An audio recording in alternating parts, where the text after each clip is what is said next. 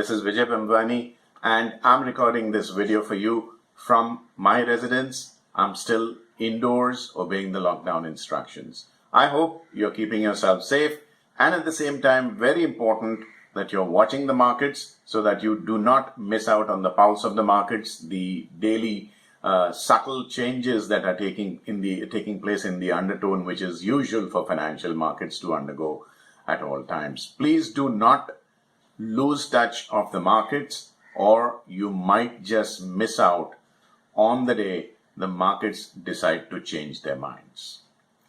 Coming to which, this video is about what a lot of my viewers have been asking me as to when will the markets conclusively indicate that the worst is over and financial markets need to go up or want to go up from there onwards. This video, my dear viewers, is precisely about that. Now, when it will happen is something that I do not know, cannot control, but I can infer. I can basically arrive at deductions that the markets need to or want to go up and will go up based on certain evidence in the markets. You're all aware that I use behavioral finance and behavioral technical analysis, which I pioneered here in India. And based on the behavioral studies, I would rather let the actions of the markets tell me that the markets want to go up instead of depending on hearsay, plain speak, or all the gobbledygook which floats around in the cyberspace. So here is my checklist based on behavioral analysis as to when the markets will indicate that they are likely to go up. First and foremost, we will basically go asset by asset class, and we'll start with the largest and go down to the smallest by turnover. Let's start with the largest asset class, currencies. What will the USD INR have to indicate to us if the equity markets and the paper asset markets need to go up? India, after independence, is an import-dependent nation. We are net importers rather than net exporters. So a strong dollar versus the Indian national rupee basically makes all the landed imported cost of everything that we are dependent on from outsiders will become more expensive. So the dollar first either needs to stabilize or go down against the rupee, which means the rupee has to strengthen. So my first indicator would be the USD INR. I want a strong rupee before I can go out there and say that the markets might strengthen. The second largest market, the bond market. Now the Indian 10-year benchmark yields. Benchmark in the sense this is the conclusive bond series that the market watches as a lighthouse or a guide to the prevalent moods in the financial markets. And remember, bond markets are the fountain of liquidity. This is where the money actually comes from. So if there are people out there who say, I'm an equities trader or a commodities trader, I don't really give a damn about what the bond markets are doing. Hey, stay asleep. You're hibernating, pal. If you don't know your bond market, you can't know any other market. So if you don't know the source of money, go to sleep. Currently, the Indian bond yields are within a kissing distance of 6%. Last I saw, it was 6.08%.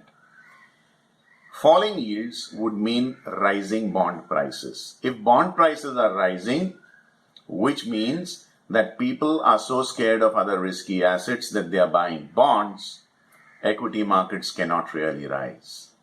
So bond yields either have to stabilize or rise a bit. What would be my threshold? And I completely agree, it's a subjective threshold. What would be my threshold to say that bond yields have now risen enough that I get confidence to buy equities? I think 6.25% would be a good enough figure for me. If the Indian 10-year benchmark bond yields rise above 6.25% and stay there, it's not just a flash in the pan single day rally. I want it to stay there.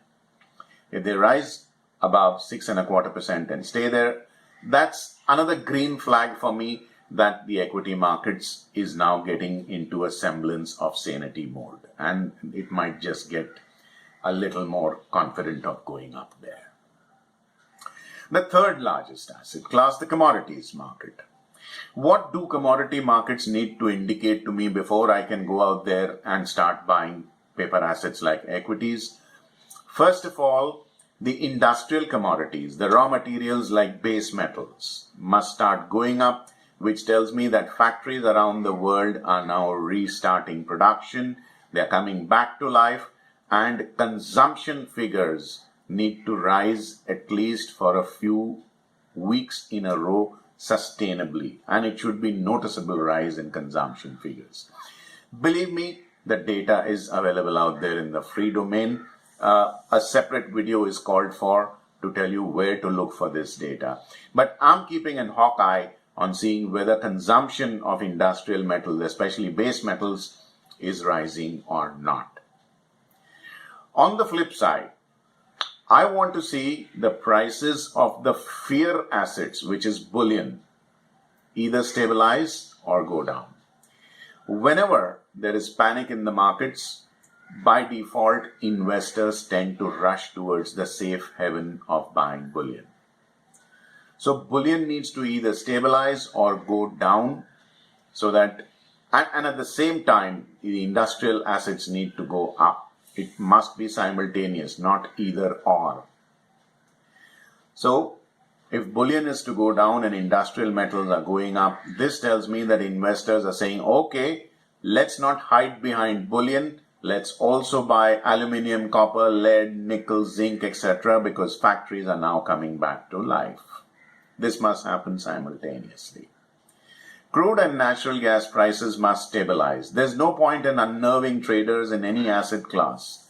If consumption of crude and natural gas is rising, which means people are getting out of their homes, driving their cars, traveling, and consumption of energy is rising. The fourth and the smallest asset class, equities. What will I look for before saying equity markets are now bottoming out and then preparing to rise? I put out a basis analysis Monday to Friday on my social media pages every day, when the markets are on, that is. Of late, I have noticed that the basis is inverted, which means the futures are trading at a somewhat discount to the spot market, and in the case of Bank Nifty, steep discount. I want the basis to turn positive.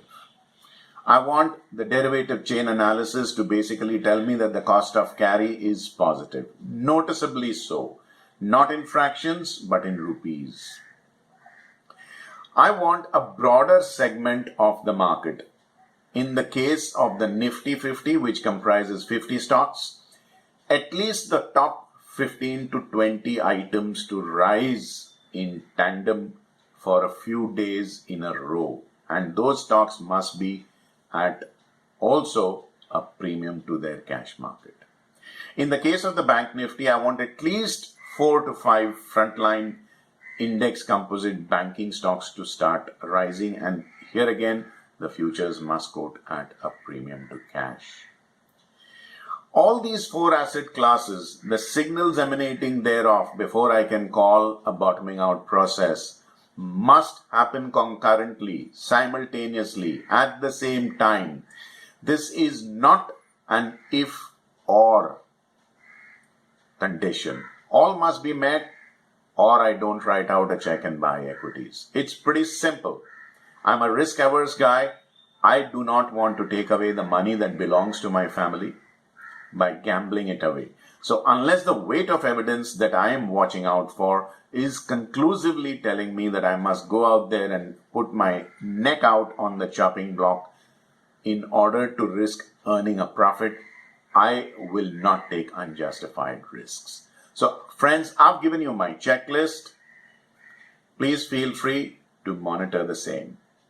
Before I sign off from this video, let me remind you to like this video in case you're watching it on YouTube. In the comment section, do let me know what you think about this video and what else you would want me to record in my future videos. Do not forget to recommend this video to your family and friends and help me spread the cult of knowledge-based investments and trading. As you are aware, Equity Master has a Telegram channel with the handle Equity Master Official. I put out at least 3 posts there every day, including the one that I talked about, the basis chart, which is an in-house study that I've developed. Please do join this Telegram channel, and I would love you to read my views every day. Do take very good care of your investments and trades. Vijay Bambani signing off for now till we meet again in my next video. Thank you. Also, do not forget to subscribe to my free email newsletter, Fast Profits Daily, and get my free guide, How to Trade Markets Like a Pro.